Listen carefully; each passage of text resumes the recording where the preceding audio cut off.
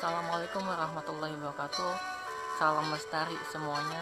Nama saya Rafiq Haidar dari Biologi semester 5. Pada kesempatan kali ini, saya akan menjawab soal kuis Biologi Reproduksi semester 5. Baik, soal yang pertama yaitu apa sajakah hormon-hormon yang berperan aktif pada sistem reproduksi laki-laki? Semuanya ada 6 hormon. Hormon yang pertama yaitu hormon FSH atau Follicle Stimulating Hormone. Hormon ini memiliki peranan penting terhadap perkembangan seksual. Hormon FSH diproduksi pada kelenjar pituitari yang terdapat pada otak. Kelenjar ini berukuran sebesar kacang polong. Yang kedua ada hormon luteinizing hormone. Hormon ini juga diproduksi di kelenjar pituitari. Yang kedua ada hormon luteinizing hormone. Hormon ini juga diproduksi pada kelenjar pituitari yang memiliki kolerasi dan saling melengkapi dengan hormon FSH. Hormon ini jika masuk pada peredaran darah akan melepaskan hormon testosteron yang merupakan hormon utama pada reproduksi pria. Yang ketiga ada hormon testosteron yang merupakan hormon utama pada sistem reproduksi laki-laki. Yang keempat ada hormon estrogen yang merupakan hormon yang mengontrol atau mengatur kesehatan sperma. Namun jika kadar estrogen terlalu tinggi dapat terjadi penurunan kualitas sperma dan dapat menyebabkan disfungsi ereksi. Yang selanjutnya yaitu yang kelima ada hormon ICSH atau hormon luteinasi. Hormon ini juga dilepaskan dari kelenjar pituitari ataupun hipotesis anterior. Hormon ICSH tersebut dapat memicu produksi testosteron sel interstitial testis, sekaligus akan menstimulasi sel Leydig ketika prosesnya berlangsung. Yang terakhir, yang keenam, itu ada hormon inhibin. Hormon ini diproduksi pada sel pada sel sertoli yang terdapat pada testis. Hormon ini yang berfungsi sebagai yang mematangkan atau menjaga kematangan sel sperma, menjaga kematangan dan menjaga kesehatan pada sel sperma. Baik, untuk pertanyaan nomor 2 yaitu bagaimana pembentukan sperma atau spermatogenesis. Spermatogenesis adalah pembentukan sel sperma di dalam testis.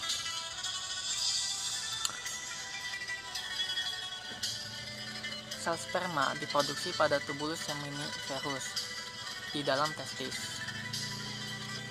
Pada dinding tubulus banyak sekali sel sertoli yang berfungsi untuk memberikan makanan pada sel sperma yang belum matang.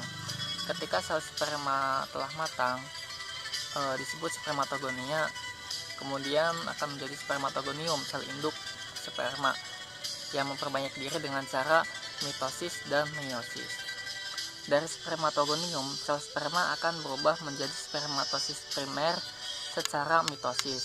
Setelahnya, spermatosis primer membelah secara meiosis menjadi spermatosis sekunder yang berukuran sama. Melalui tahap meiosis kedua, spermatosis sekunder membelah diri lagi menjadi 4, yang disebut spermatid yang sama bentuknya dan ukurannya. Spermatid merupakan tahap akhir sebelum akhirnya berubah menjadi sel sperma yang matang atau spermatozoa dan siap dikeluarkan bersama dengan air mani ketika seorang pria mengalami ejakulasi. Satu sel benih yang belum matang membutuhkan waktu hingga 74 hari untuk mencapai kematangan akhir. Selama proses spermatogenesis, lebih dari 300 juta spermatozoa akan diproduksi setiap hari. Sayangnya, dari sebanyak itu hanya ada sekitar 1% sperma saja yang berhasil matang dengan sempurna pada proses akhir. Baik, langsung ke pertanyaan nomor 3 yaitu bagaimana sih cara menjaga kualitas sperma. Banyak sekali cara yang dilakukan agar kualitas sperma itu sangat baik. Yang pertama, menjaga asupan nutrisi ada dengan mengkonsumsi suplemen penambah kualitas sperma, menjalani pola hidup sehat, dan juga mengkonsumsi vitamin dan mineral. Langsung saja ke pertanyaan nomor 4, yaitu bagaimana sih alur pengeluaran sperma itu? Pengeluaran sperma ada 3 tahapan, yaitu ada tahap simulasi ereksi, ada tahap ejakulasi, dan yang terakhir tahap masa refrakter. Tahap yang pertama, tahap stimulasi ereksi pada pria, bisa terjadi dengan adanya stimulus seksual atau adanya rangsangan langsung yang dapat membangkitkan ereksi. Pada tahap ini cairan sperma tidak keluar, namun yang keluar itu cairan pre-ejakulasi atau cairan yang umumnya tidak mengandung sperma. Yang tahap kedua ada tahap ejakulasi.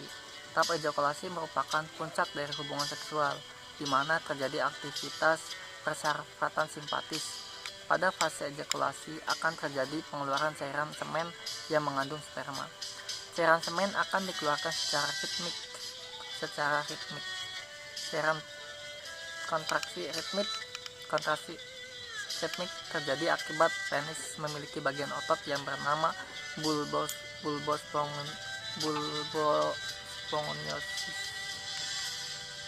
spongiosum. Bagian otot yang bernama bulbos spongiosum. Tahap yang ketiga ada masa refrakter. Setelah ejakulasi, pria akan memasuki masa refrakter. Masa refrakter adalah sebuah masa di mana pria tidak dapat mengalami ereksi lagi. Masa refrakter ini bervariasi antara pria. Pada umumnya pria mudah lebih cepat masa refrakternya dibandingkan dengan pria yang sudah berumur. Masa refrakter dapat selesai dalam beberapa menit sampai 15 menit.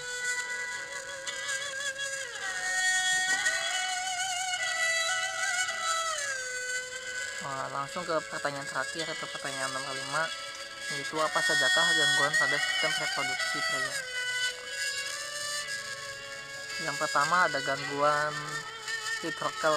Penyakit ini ada pada alat reproduksi pria, di mana kondisi kantong testis dipenuhi oleh cairan yang mengelilinginya. Biasanya hidrokel tidak terlalu membahayakan testis. Yang kedua ada balanitis. Balanitis ini adalah kondisi iritasi atau peradangan yang terjadi pada bagian ujung penis atau kepala penis. Dengan kondisi medis seringnya diderita oleh laki-laki yang penisnya tidak disunat. Kemudian ada pembekakan skrotum. Skrotum ini adalah kantong kulit yang berisi testis. Bentuknya mengandung di belakang dan di bawah penis. Skrotum juga mengandung saraf dan pembuluh darah.